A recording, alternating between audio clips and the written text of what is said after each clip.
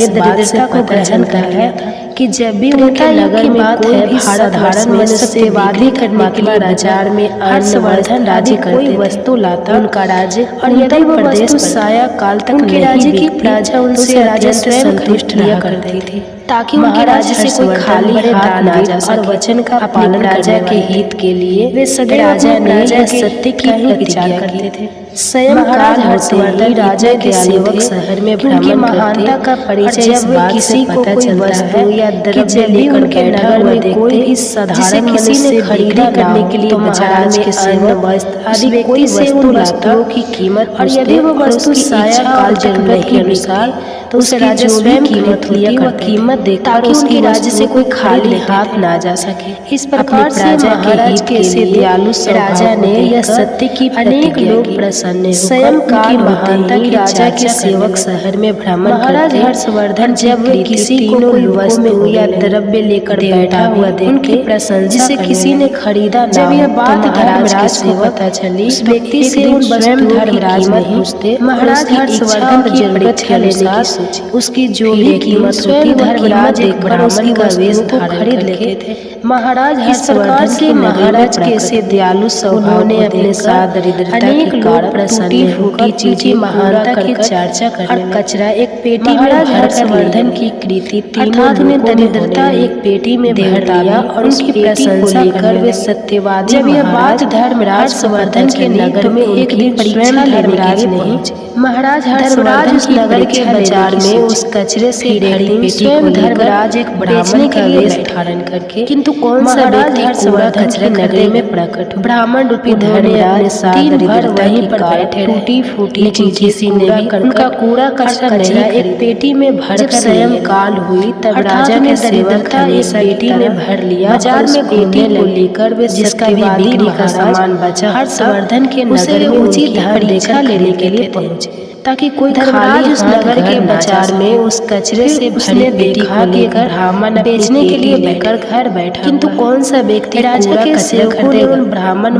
के धर्मराज दिन भर वहीं पर ब्राह्मण महाराज लेकिन इस नगर में नए कूड़ा कचरा नहीं क्या हुआ आपका सामान किसी ने भी नहीं तब राजा के सेवक क्या लेकर आए आप अपनी बाजार में घूमने लगे महाराज के आदेश से हम आपका यह सामान खरीदने के लिए आए उसे वे उचित दाम देकर आपकी इस पेटी में क्या ताकि कोई खाली इसका मूल्य घर ना जा सके। तब उस ब्राह्मण ने देखा कि ब्राह्मण अपनी इस पेटी में दरिद्र लेकर आया अर्थात के सेवकों ब्राह्मण महाशय के और इसका मूल्य 1000 स्वर्ण मुद्रा ब्राह्मण महाराज उस ब्राह्मण इस नगर से नए विचित्र वचन सुनकर क्या हुआ वे सभी सैनिक किसी ने भी नहीं खरीदा और फिर ऐसा क्या लेकर आए से कहा अपनी इस पेटी में आपकी महाराज के आदेश से हम आपका ये सामान खरीदने के लिए इसका मूल्य तो एक पैसा भी नहीं आपकी इस पेटी में ब्राह्मण ने कहा और इसका मूल्य कितना यदि इसे कोई नहीं ब्राह्मण ने कहा वापस अपने घर लेकर मैं इस पेटी में दलेरे लेकर आया है कि के महाराज यहाँ से किसी भी व्यापारी को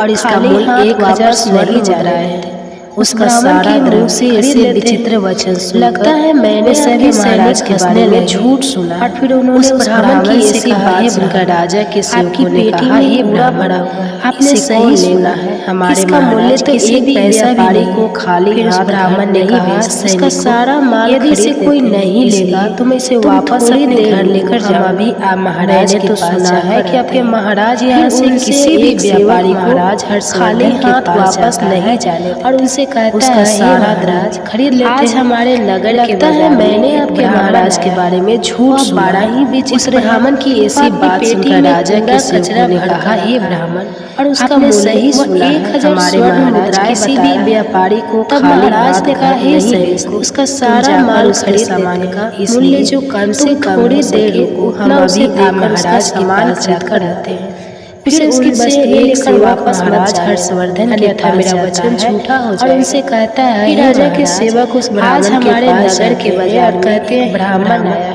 हम तुम्हारे इस पेटी का 200 स्वर्ण मुद्राएं देते कचरा भर कितनी मुद्राएं लो और उसका मूल्य से 1000 स्वर्ण मुद्राएं बता उस ब्राह्मण ने कहा तब महाराज ने सही मैं 1000 स्वर्ण मुद्राओं से एक पैसा कम से कम हो सके यदि तुम उसे देकर उसका सामान खरीदो नहीं तो मैं अपना सामान लेकर वापस मत जाने तब उन राजा के सेवकों ने कहा हे ब्राह्मण ठीक है राजा के सेवक उस ब्राह्मण के पास बदले 500 मुद्राएं ब्राह्मण हम तुम्हारे इस पेटी का सही रहे 200 स्वर्ण मुद्राएं भी वह ब्राह्मण नहीं माना मुद्राएं 1000 स्वर्ण मुद्राओं से अपने घर चले जाए और कहने लगा मेरा सामान लेना है सैनिक, नहीं तो मैं 1000 स्वर्ण मुद्रा। सैनिक लौटकर राजा के पास जाता है, यदि तुम मेरा सामान खरीदना चाहते हो तो खरीदो, नहीं तो मैं अपना सामान लेकर 500 स्वर्ण मुद्राएं। तब उन राजा के सेवकों ने कहा हे वह फिर भी नहीं मानता, अब हम उसकी पेटी में कचरा और 500 भरा देते हैं,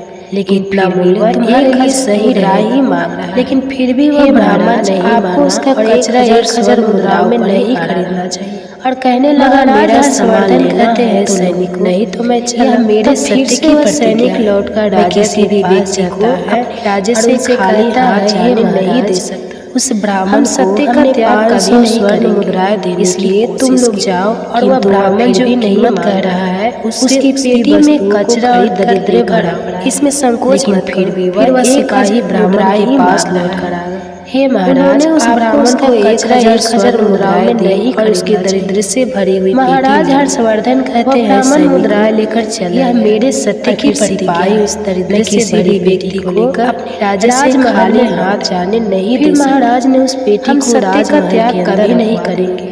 रात्रि में तुम लोग जाओ और वह ब्राह्मण जो महाराज के राजमहल के द्वार वस्तुओं को खरीद कर लेकर सुंदर, इसमें संकोच मत करो। फिर वह सिपाही ब्राह्मण के पास हाथों में कमल पुष्प, उन्होंने उस ब्राह्मण को 1000 स्वर्ण नाना प्रकार और उसके दरिद्र से भरी हुई पेटी महाराज महल के बाहर मुद्राएं लेकर चला। जब महाराज ने अत्यंत सुंदर स्त्री से भरी पेटी को लेकर महाराज राजमहल में लौटे और फिर महाराज ने उस बेटी को राजमहल के अंदर रखा। आप कौन है? इस रात्रि में जब सोने का समय, आप यहाँ पर क्या? महाराज के राजमहल कहाँ से आ रही है और एक अत्यंत सुंदर स्त्री महाराज की ऐसी स्त्री के 4 स्त्री हाथों में कमल पुष्प, मैं तुम्हारे राज्य की सुंदर स्त्री ने नाना प्रकार के वादे धर्म धारण किए। इसी महाराज महल के बाहर राजमहल में निवास कर जब महाराज ने किंतु आज आपके राजस्त्री में दरिद्रता आ गई, तो महाराज आश्चर्य में पर दरिद्रता रहता है, उन्होंने उस स्थान पर लक्ष्मी निवास नहीं करती। इस रात्रि आज आपने एक बेटी से भरा दरिद्र अपने घर में रख, कहाँ से आ रही? अब मैं यहाँ से जा रही। महाराज हर्षवर्धन ने हाथ जोड़कर प्रणाम करके हे राजा, देवी लक्ष्मी से कहा हे राज्य की लक्ष्मी आपकी जैसी इच्छा, मैं आपके वचन और प्रतिज्ञा से बसे मैं आपके राजमहल में निवास कर सकता, किंतु इस कारण से मैं इस दरिद्रता से भरी बेटी को लेने से मना नहीं कर सकता रहता है। कृपा उस स्थान पर लक्ष्मी निवास नहीं। देवी लक्ष्मी महाराज के राजमहल बेटी से भरा दरिद्र अपने घर में रखा, इसलिए अब मैं यहाँ से सुंदर युवा पुरुष को राजवर्धन ने हाथ जोड़कर प्रणाम करते देखा। देवी लक्ष्मी से कहा हे देव, लक्ष्मी आपकी जैसी इच्छा कैसे वचन और प्रतिज्ञा से बनता हूँ। उस सुंदर पुरुष ने कहा हे राजा, इस कारण से मैं इस दरिद्रता से परिवारित को लेने से मना नहीं कर सकता। धर्म का पालन कर कृपा आप इसी कारण से मैं आपके राजमहल में निवास महाराज के राजमहल, किंतु अब देवी लक्ष्मी आपके राजमहल राजा ने एक बहुत ही सुंदर लक्ष्मी के भी राजमहल के दरवाजे से निकलते मैं भी अब आप तो महाराज ने उससे पूछा, तब महाराज हर्षवर्धन बोले हे यहाँ पर कैसे आए और जैसी आपकी इच्छा आप भी जा सकते। सुंदर पुरुष ने किंतु मैं अपने वचन को मेरा नाम दान है। फिर वह दान भी महाराज को छोड़कर चला जाता, सदैव धर्म का। उसके बाद अन्य एक सुंदर पुरुष राज मैं आपके राजमहल में निवास करता था।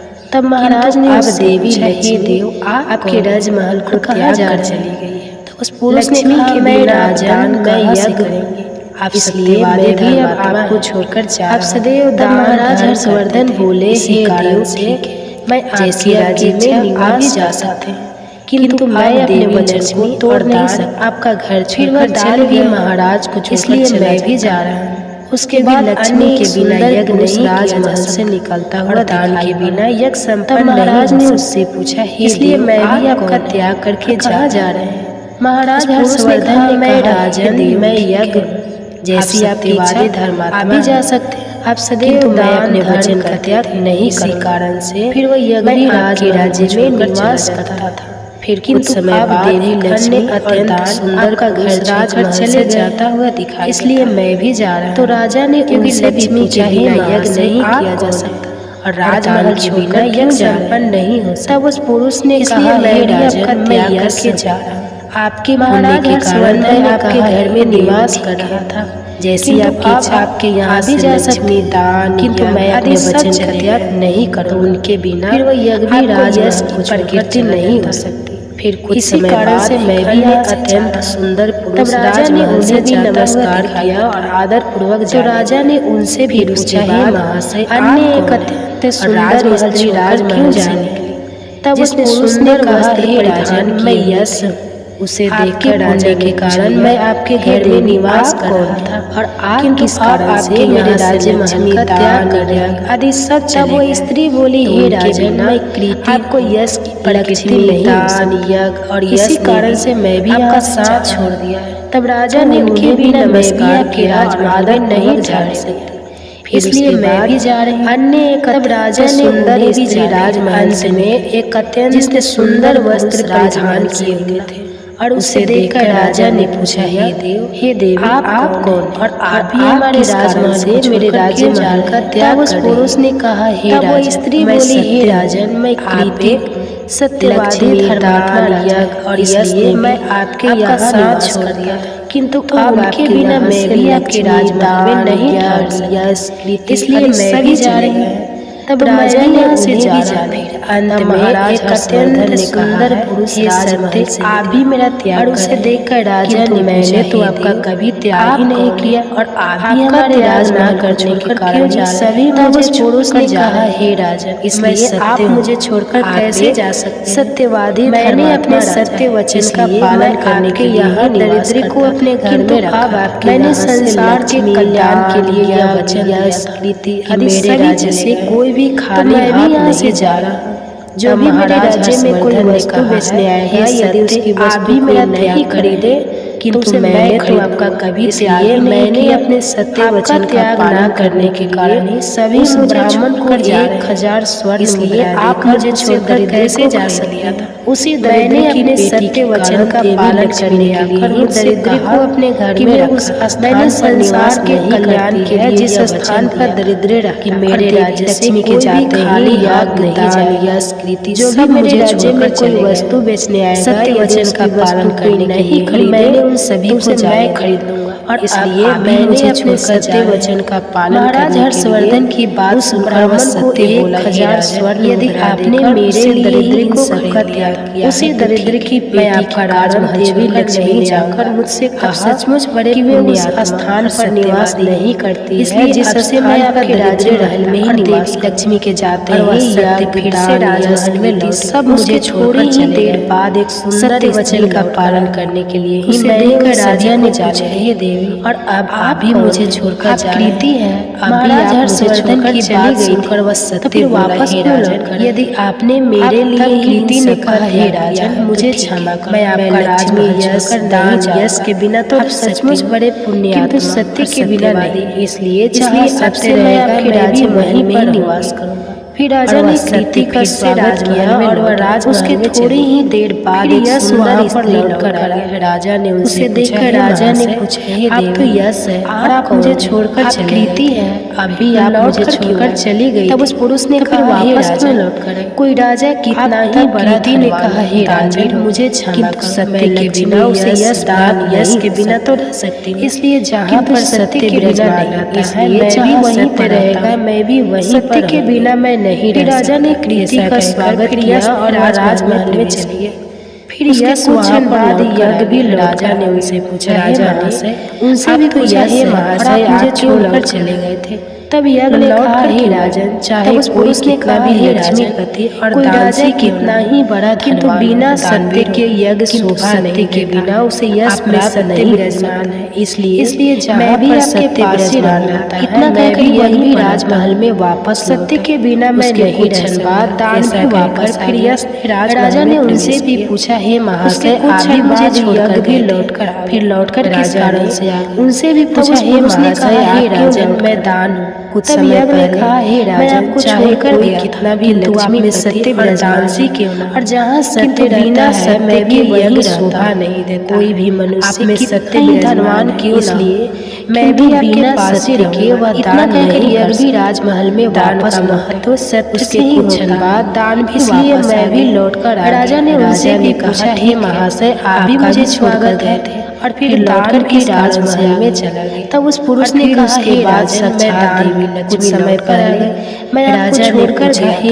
किंतु आप में सत्य वापस क्यों आ गई? और जहाँ सत्य रहता है मैं भी वहीं रहता। तब देवी लक्ष्मी ने कहा, हे राजन, कितना ही धनवान के सत्य की परीक्षा, किंतु बिना सत्य के वह दान नहीं, यज्ञ और सत्य सभी निवास सत्य से ही होता और लक्ष्मी के बिना सभी भी लौट कर आ गया। राजा ने कहा, मैं आपके सत्य के धर्म की रक्षा करने हेतु लौटकर भी राजमहल में। तब राजा ने कहा, हे उसके बाद मेरे यहाँ देवी लक्ष्मी दरिद्रता से भरी हुई। राजा ने जहाँ दरिद्रता रहता है वहाँ वापस कैसे निवास कर सकते? मुझे छोड़कर चली गई। देवी लक्ष्मी ने कहा, हे राजा, से वह दरिद्रता से भरी की परीक्षा थी। स्वर्ण और रत्नों से भरी यश, दान, यज्ञ और सत्य सभी राजमहल में प्रवेश और लक्ष्मी के बिना सभी के प्रवेश करते हैं। इसलिए मैं आपके सत्य के धर्म की रक्षा करने रत्न और स्वर्ण के आभूषण में बदल। तब राजा ने कहा, हे महाराज, मेरे यहाँ स्वयं धर्मराज दरिद्रता से भरी राजमहल है, जहाँ दरिद्रता रहता है वहाँ की आप कैसे निवास कर सकते? आपने तो मेरा त्याग नहीं किया। लक्ष्मी ने कहा, हे राजा, आप यहाँ पर कैसे? वह दरिद्रता से ब्राह्मण ने कहा, हे राजा, स्वर्ण और रत्न से भर जाएगी। इतना कहकर ब्राह्मण माँ लक्ष्मी भी राजमहल में प्रवेश करती और मैंने ही